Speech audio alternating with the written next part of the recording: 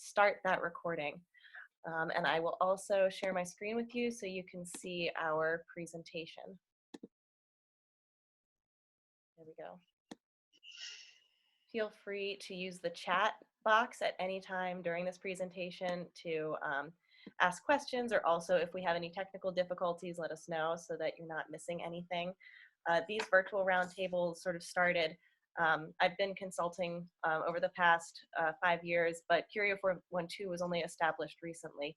And we're thinking about how we best serve mission-driven organizations. And given the current situation, we thought that the best way would be to stay educated and support our local organizations and help all of our neighbors in the different ways that they might be affected by the current situation. And the way that this has developed is into 6 different virtual roundtables where you're welcome to attend one or many. And each session will feature different partners such as Alliance for Response, AE Works, the Pittsburgh North Regional Chamber, your Hangout spot. And with these partners, we hope to provide some great content that you can use actionable strategies with your organizations. Each session is about 30 to 40 minutes of strategies, tools, and tips in a presentation format. And then the last 20 minutes or so will be time and space to connect and support with local organizations. So with Zoom, we have the capability to break people out into breakout rooms so you can have a smaller, more intimate conversation and learn what challenges you're going through or other organizations are going through, and what kind of successes you've seen. So you can just share all of the information that you'd like with some of your neighbors who are in this Zoom meeting today. With Zoom, you've all come in as muted, but when we get to this portion of the virtual round session where you have to connect with your people, feel free to put on your video, put on unmute yourself so that people can hear you. And feel free, like I said, to ask questions in that chat box or let us know. The first half of the session will be recorded, but the breakout sessions will not. So you can know that any information that you say will be kept confidential during those sessions. So like Courtney and I said, today we will be discussing transitioning workplaces. We'll be talking about different strategies and ways that you can maintain the well-being of your organization. We gave a brief introduction. I'm Carolyn Keller. Courtney is with your Hangout spot. And the agenda today is going to look pretty simple. We have some emergency work policies and organizational strategies, tools and tips for remote work. Courtney's been working remotely for 6 years, and I've been working remotely off and on for the past 3 to 4 years.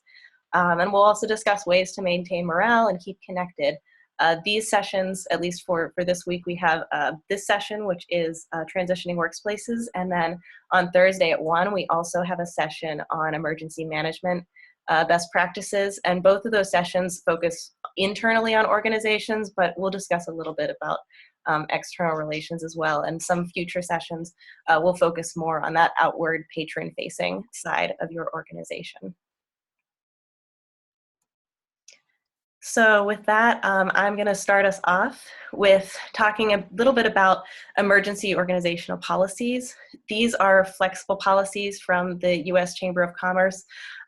They have recommendations for both remote working and recommendations for if remote working is not an available option. For people who are able to remote work, making sure to include a work from home policy within all of your organizational information, asking for input from your employees on that policy to make sure that they have the support they need in order to make that possible. And also offering to check that their tools and equipment are working. If your employees don't have a laptop or other ways to connect, or don't have the exact tools that they need, or maybe access to cloud-based information that they would need to typically do their normal operations, thinking about that ahead of time and checking to make sure the equipment is there. Another thing that's important to remember is defining expectations. So making sure that it's clear that even in a situation with a lot of uncertainty, what is flexible, what's not flexible, and what those expectations are. I know we have many of the Heinz History Center affiliates on today who probably work with a lot of employees, and so we know that we can't forget or volunteers, excuse me.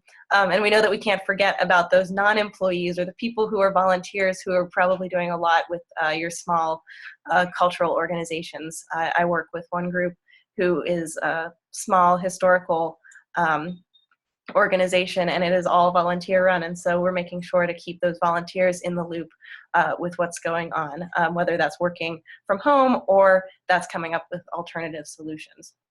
When remote working is not an option, make sure that you're using best practices, encouraging social distancing, expanding your policies for sick leave, and communicating, and reducing meetings, or at least in-person face-to-face meetings with travel. So that's why we have Zoom and the capability of all of the remote ways that we can be in touch and still be able to communicate. Also important is just to follow and keep up to date with CDC's guidelines. I know that this is a rapidly changing situation, and so they do have specific tools for schools, workplaces, and community locations. There's a link in this presentation, and as I said, this session's recorded and the slides will be provided, as well as having a resource page afterwards. So you can go and check out the latest up-to-date with the CDC. So thinking a little bit about how your organization operates, I'd like to take a little bit of time just to think about how you might get ahead rather than be reactive towards events by looking at a few organizational frameworks that organizations might be able to use. Both of these frameworks are scalable, and they're going to help you to concentrate your leadership and figure out how to increase your organizational capacity. The one that we will discuss is the Incident Command System. This is from the Department of Health and Human Services. It's also used by FEMA. The second we'll look at is McKinsey & Company, who is a large consulting firm. They have a framework created specifically for COVID-19 that's called their Integrated Nerve Center. Both of these we'll take a closer look at, but what they try to do is address common failures that organizations encounter whenever they have crisis response, which include the four listed failures from McKinsey & Company there. Inadequate discovery, poor decision-making, constrained design solution, and delivery failure. So making sure that you are informed so that you can discover what difficulties your organization might face, or what precautions you can put in place that will really help with your decision-making process, and having a solution that's designed to be flexible and respond to these types of situations in something like an emergency management plan or an organizational framework that allows you to do that. So looking at how these systems and frameworks work, the Incident Command System, like I said, is the first one I'd like to touch on today. This is from the US Department of Health and Human Services, and it's their standardized approach. It's meant for government institutions, so it is put at a very large scale, but it can be brought down for a smaller organization. The main idea is that you have a central command area. This includes any goals, operational objectives. Usually it includes an incident commander and other safety officers, whoever that might be at your organization. If you have sort of one leadership head that's making those types of decisions, whether that's one person, like I said, or a collection of people who have that command operation. From that command center, you have the smaller centers underneath that, such as operations, logistics, planning, finance. All of these support the command center, but have their own autonomy as well. And in that way, they're able to respond and work quickly in events. And like I said, this will be put online so you can go and explore further. And if you have any questions about this, we can talk about that when we get to the roundtable section of this. And we can also, you can reach out to me and we'll be happy to talk more.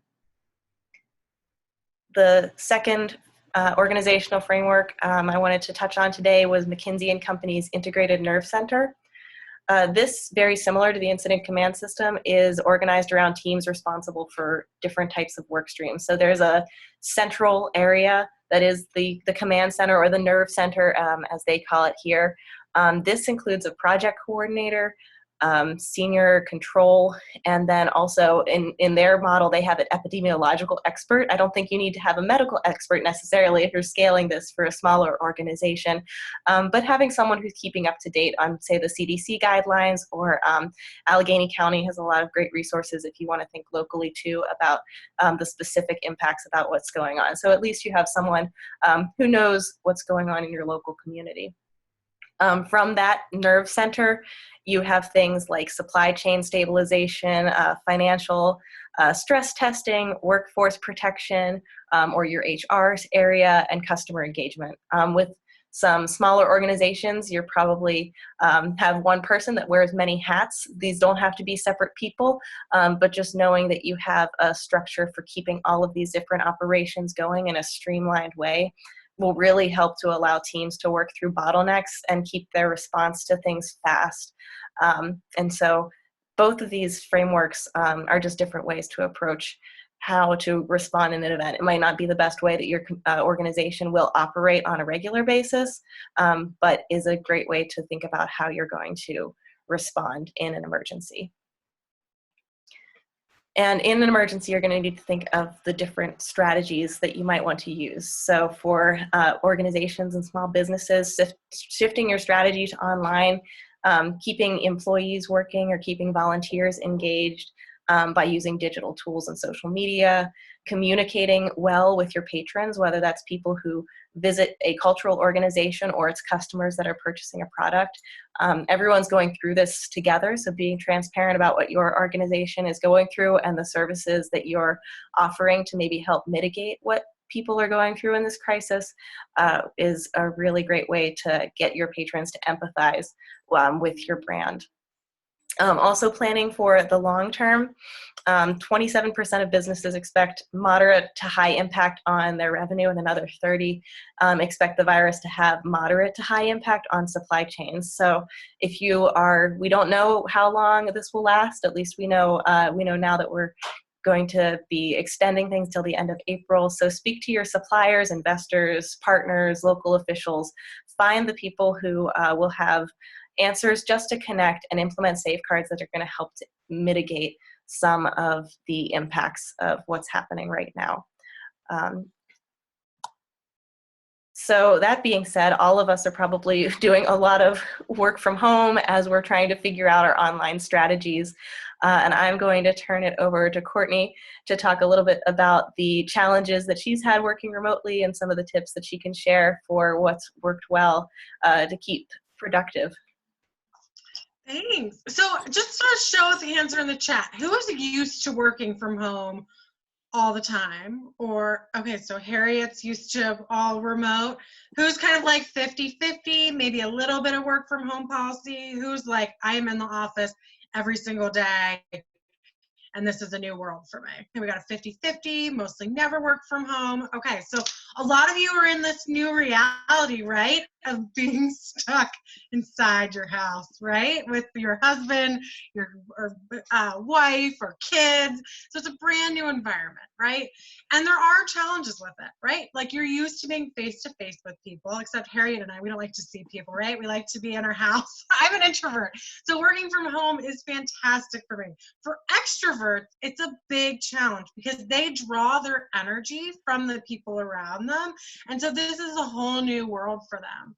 But it's a little hard to stay in a loop when you're in a work from home environment. You have to make such a purposeful effort to like make sure that you are still seen and heard when you're from your colleagues. It's a little bit different now that everybody is working from home. Some people feel like you have limited social interaction with your employees because you're not seeing them all the time, and there are distractions. Carolyn got to meet my children 5 minutes before we started this webinar because they popped in through my door. For if you're a parent with young kids or high school kids, we're now homeschoolers. So we have those distractions of, Mommy, I don't know how to do this. And I don't know how to do their math anymore either. I'm like, carry the one, but they don't do that anymore in schools. But there are ways that you can thrive in this environment. I've been doing this for 6 years now. My first couple weeks were really rough because I wasn't having those face-to-face interactions, and I felt really distant from the organization. But those are all things that you can overcome in a few strategies. So one thing, schedule regular calls or video chats. I think it's great if you have the technology to see the people that you are working with every day. This morning, I had morning coffee with my entire team. We had an icebreaker, and we all drank coffee, and we wore funny hats. So that was just one way that we kind of connected and saw each other. I think it's really important to keep up a lot of your routines. So if you maybe every morning talk to Steve in the office, well, reach out to Steve, like send him a text. Like we have, at my organization, we have Microsoft Teams. So I am in contact every single morning with everybody on my team, just saying, hello, how are you? What did you do last night? Did you finish watching Tiger King? Like, what did you think? Like, just so that you're still having those personal connections that you would otherwise be having at the coffee pot. I think it's really important to set up a designated space to work. And I know that we are just now in this new reality. It's really hard when you're working from the kitchen table, especially with everything else going on. So just try to carve out a little place for you to have this like temporary makeshift office. I think it's really important to be able to close the door because it's really easy when you work from home to get sucked back into work. I do it all the time still where it's like, oh, I got this email. So after the kids are in bed, I'm just going to respond to it. And then 2 hours are gone and of work that I put in. I think that it's really important to send productivity updates to, your supervisor if you have one, or checking in with your team, even if it's like via a flash report at the end of the week. You don't want to get into that too much micromanaging, but like, hey, what's the status of this? Maybe you have more team meetings than you had in the past so that people can stay updated because they're not getting that like swing around the cube saying like, hey, what are you working on right now? And I think that it's really important to just speak up when you are struggling with that work-life balance, and having a conversation with your manager, or if you have direct reports, going to them and saying like, how's this working for you? What else do we need to adjust? And I think that it's very important to really work with your team to set norms. So what are the things that you're going to hold each other accountable to in this situation so that you can be a high performing team despite everything going on? So is it that you're going to check in? Is it that you're just going to send an email, every couple days of what you're working on? Is it making sure that everybody has the technology to show their video? Because it does make a big difference when you're seeing people versus not seeing people. It takes about 17 days to develop a routine. So right now we're just like getting into those strides of having that new routine that we're working in. And so I think that it's really important for you to figure out what works best for you and to communicate that, communicate those needs and like find a solution. So, for us, like I am used to working from home, but I'm now homeschooling my children, which has changed my entire work-life balance because now I'm also a teacher for my 2 children that are 5 and 7. So that's something that I've had to communicate to my supervisor of, hey, my husband and I, who also works from home, are now tag teaming this first grade curriculum that we have to help hold our child accountable to. So how can we work this out that I am able to do that, but still, adhere to my work that I need to get done? Yeah, I think that, sorry, I lost my place in my notes. But I also think one thing is if you're a manager or a decision maker within your organization, is to even start thinking about what policies you're going to have when we return back to normal. There's a very real possibility that your employees are going to love working from home if you are all in the office. So is there some sort of balance? Because people get used to being able to put in a load of laundry. We're all doing laundry. So that's newsflash. People are putting in a load of laundry. They're going to take their dog for a walk. These are things, especially as we're in this indefinite situation of being in the stay-at-home order, what are the things that you're going to do when you go back to the office that can help employees ease back into it, but also maybe give them a little bit more flexibility, more work from home days, things like that. So those are just a little bit of, oh, and one other thing that I wanted to note, when you're kind of finding that workspace that works for you, be in tune to like what's happening around you at certain parts of the day. For like me, my internet cuts out when the microwave runs. So before I get on a Zoom call, I say to my family, hey, don't make any popcorn because you're going to knock me off the phone call. So what are those sort of like little things? Like I know the mailman comes at a certain point of the day, and my dogs bark every single time the mailman comes. So maybe they're down in the basement if I'm on a call because I know the dogs are going to bark. But there's just like those little pieces that can make it help you adjust a little bit when you're working in, you know, primarily like Zoom or Microsoft Teams or something like that environment. Next slide. So yeah, Carolyn and I wanted to just share a few kind of tools and systems that are available for working virtually. And Carolyn, I know we can tag team this too, but there's a lot of different, oh, go ahead. That's fine. I said most of these are either free or almost free too, or at least they have free versions and then upgrades from there. So depending on how small or large your team is, they can probably have applicability for many of you. Yeah. So there's Slack, which is a platform. Skype for Business is actually going away. Microsoft is transitioning out. So you might be able to transition to Microsoft Teams, which we did right at my full-time job, right before this happened. It is so much fun because you can send like gifts and funny things and badges. And it's actually for the members of my team that were in the office, it's really helped us sort of bond over this uncertain period. So platforms like that, there's also like Google Hangouts, Zoom, Join Me for meetings and videos. You can also use like GoToWebinar and WebEx have some video capabilities. We are living in this Zoom world right now. Bob was talking about the meme that's out that like Zoom created COVID-19. You have to be really careful with your Zoom link though, which Bob was alluding to. There's these things called Zoom trolls now that look to hijack your meeting. So you have to be careful a little bit on some of these things because there are some security risks. But there's a lot of really cool features on Zoom. We'll talk about them when we have our event planning webinar, I think on April 7th, about some of the cool things that you can do with Zoom to help engage people. But then there's also various project management and productivity tools that you can use if you're not used to using them in these virtual environments. We use smart sheets at my job, so like everything is in a smart sheet.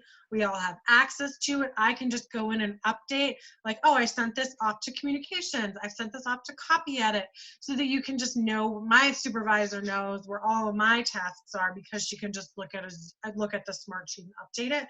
Trello, Evernote, Asana, I don't know, I done this and Todoist, I think is how you say it. They kind of all have very similar functionality. And then there's various ways that you can collaborate with your team in this virtual environment when you're not working off of a hard drive system. So Google Drive is fantastic. There's Dropbox, there's Box, there's SharePoint. We use a system called Ignite too that we can transfer files back and forth. So there are technology solutions that are free or relatively inexpensive that will help you adapt to this virtual environment of working together.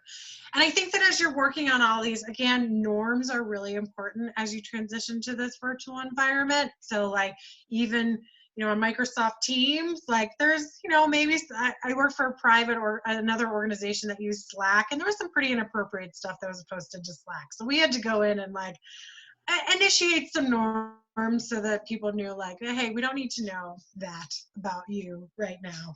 But, you know, feel it out with your team. I mean, the whole thing is about like building those connections and being able to maintain productivity in this new world and figuring out the ways that you can do that works best for your team.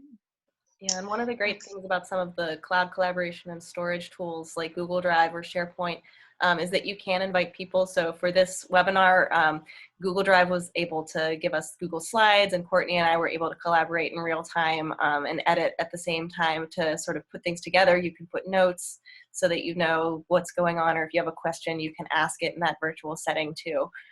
So these are all just some great ways. And if, like I said, with other things, if you have questions about them, Courtney and I have used many of these before, and for the ones we haven't, we can direct you to some great resources for how to get started if you're not already using some of these things. Great. And so maintaining morale, this sucks. We're all in this new reality. That's a little scary. It's not, you know, yesterday the governor came out and said that we are in this order indefinitely. So we don't have an end date for this. And your employees are feeling it. We are feeling a crisis right now. And it's really important for managers and leaders to kind of step up and take that role of making sure that you're able to maintain morale as much as you can. So flexibility or communicating transparently is so important because there's so much stuff going on. We're either on communication overload or we're ignoring stuff. Like, I'm not signing on to Facebook. I'm ignoring the newspaper right now, and I'm just concentrating on what I can control. And a lot of your employees either might be sucked into every piece of news that comes out, or they might be like me and are just like, la, la, la, la, la, I'm not paying attention right now. So as a leader, communicating as much as you can on what's going on with the organization, over communicating if you can, like, don't leave your employees in the dark because they are already feeling such a sense of anxiety. The more you put out there, even if it is like, I know you need a response on this, I just don't know right now, and I'm working as hard as I can to get there, it speaks volumes to your employees. Be flexible. That is so important right now because we are all dealing with this reality. Some of us might have sick family members. Some of us are homeschooling for the first time. You could have employees whose husband just lost their job, or, you know, a million different things going on right now. And so giving that generosity of spirit and giving that flexibility of like, we will figure out a way to get this work done. We're all in this together. You have a life outside of work. Like, how do we take care of the work that you need to get done, but also take care of you in the process, and figuring out ways with flexibility that you can do that. Really take the time to check in with your team on how they're doing personally. My supervisor right now checks in with me almost daily. Is like, how are you holding up and what do you need? And I'm not talking about your job. I'm talking about the rest of your life. Are you okay? And that means the world to me because she cares about me personally and wants to see me successful and wants to give me that space that I am able to talk. Because for a lot of people right now, you know, I think we would agree that maybe we're having more communication with people, but that is just, it's just really important to check and ask how people are doing. Ask your employees for feedback. So say, like, how is this working for you? What could we be doing better? They probably have ideas to share with you. So make sure that you're getting that feedback from them on, like, how can I be a better manager? How could we have run that Zoom meeting better? How can we collectively raise up the work that we're doing in this new environment while still taking care of each other? You still need to celebrate progress and achievement, and maybe if it's even just like making it through the week.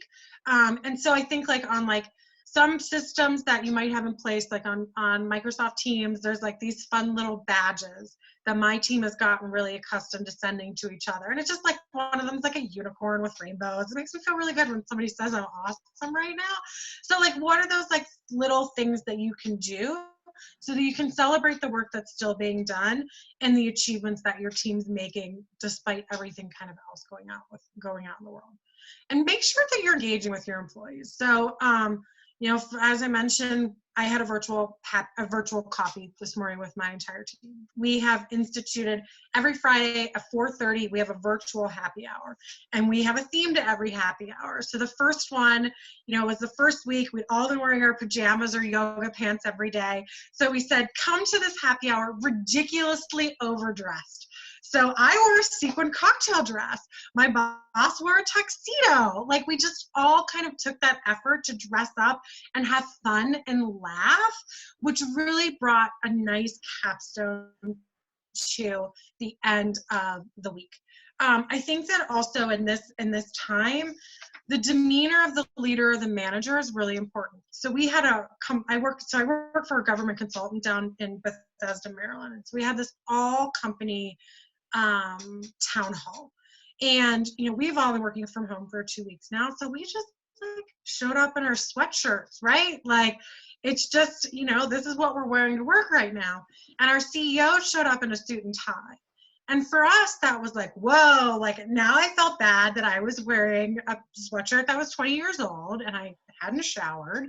And he's there in a suit and tie. And so I think for him, like being cognizant of like, hey, this is what the reality of my employees is. I'm going to dress down just so that they feel comfortable and aren't feeling pressure.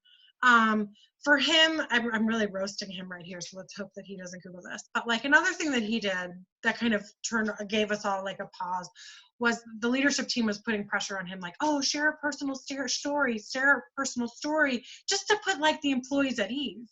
So his decision for a personal story was where he was on 9/11. And our company is based in DC, essentially. That's not something you want to talk about with people that live and work in DC, obviously.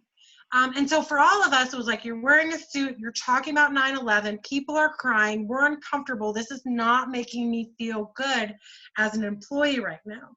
And so if he had taken a step back and said like, wow, I need to really be a leader and think about how my team is going to take what I'm putting out there, he might have taken a very different approach, but he just like came at us with his stories and his suit and tie, and it made all of us feel we all left it feeling icky. We were all on Microsoft Teams being like, what is going on here? Why is she, like things like that, which you have to think about too, like people are chatting about you when you're presenting.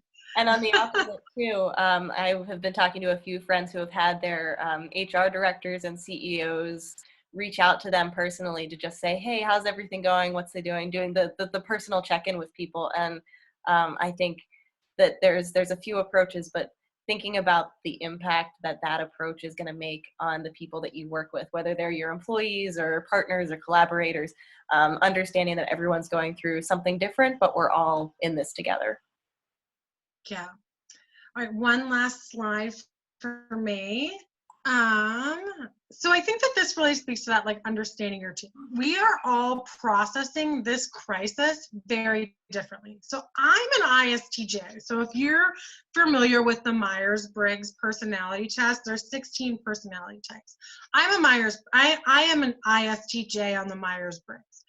And this is basically how I process stress inside my head. It's kind of hard to read, but like things that stress me out based on my personality type, deviating from my normal routine, broad information, noise, uncertainty, mess and disorder. So for me, as I'm processing all this information coming in, this is what's stressing me out. Somebody else who's like an ENFP or something like that on the Myers-Briggs processes things very differently. Their stressors are different than mine. And I think this is really understanding your employees and where they're coming from and how they're feeling about things. And you need to kind of adjust accordingly. Like there's people on my team that are like, this is great, I'm wonderful, everything's fine, I'm really thriving. And then there's me who's like, oh my gosh, I can't take this, all this uncertainty, I'm off my normal routine, things like that. So it's really sort of like a differentiated management style based on how your reports are feeling. But just take those time to like recognize that everybody's different, everybody's in a different situation. Recognize that your team members are not all the same. And so when you're thinking about that outreach, when you're thinking about their personal needs, like differentiate it based on where they're at. Some people are doing great. Other people need a little bit more from you as a manager or as a leader right now, and just figuring out how to do that. There's a big role for the managers and leaders in that. And that's it for now. Yeah, so we are going to pause for questions and then go into our virtual roundtable. But I realize we're going to stop sharing this presentation when we go into those roundtables. So I'd like to skip ahead to just show you our upcoming sessions, which are this Thursday, April 2nd at 1 p.m., the Emergency Management and Preparedness. We will have 2 next week, which Courtney will be on the Tuesday session, which is Events Planning. That's Tuesday, April 7th at 11 a.m. And then you can see the rest. And you can also find that on our website. Also, at the end of these slides, you'll find all of our contact details too, so you'll be able to see that. So, oh, and additionally, we'll be putting everything on our resources page, which will look like this. Everything we discussed today, there are links. We'll put the recording and the slides here, and we'll do the same throughout for the rest of the virtual roundtable sessions. So now what I'd like to do is go into our virtual roundtable section of this, which is to give you all a chance to network and communicate, since we haven't had a chance to really do that outside of the network of people that we already know. And the way this works is Zoom has the capacity to do breakout rooms, and we're going to break out into 2 small groups of 5 to 6 people. And once I activate the breakout sessions, you'll see an invitation to join. You just accept that invitation. It'll take you to the smaller room. And when you're in there, introduce yourself, introduce your organization, talk about what kind of challenges you're having. We do have some prompts for the virtual roundtable if you'd like them, but if there's a pressing issue you really want to talk about, you don't have to follow these prompts either. And I'll take the prompts and put them in the chat so you have access to see them as you go through. We'll give you about 15-20 minutes, and then we'll all come back together and we'll talk about the shared ideas. And so if you want to select someone who will be able to share that out with the rest of the group when you come back, any resources and the shared ideas that we have, we'll share out in a follow-up that we'll get out to everyone by the end of this week. So I'm going to go ahead and stop sharing the presentation now. I'm also going to stop the recording.